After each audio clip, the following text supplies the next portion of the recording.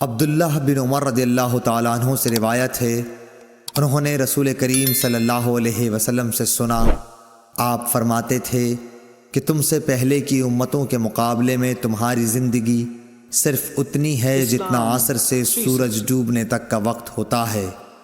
تو رات والوں کو تورات دی گئی تو انہوں نے اس پر صبح سے عمل کیا آدھے دن تک، پھر وہ عاجز آ گئے، کام پورا نہ کر سکے۔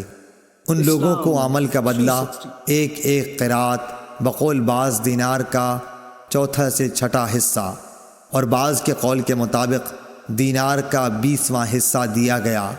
پھر انجیل والوں کو انجیل دی گئی، انہوں نے آدھے دن سے عصر تک اس پر عمل کیا اور وہ بھی عاجز آ گئے، ان کو بھی ایک ایک قرات ان کے عمل کا بدلہ دیا گیا۔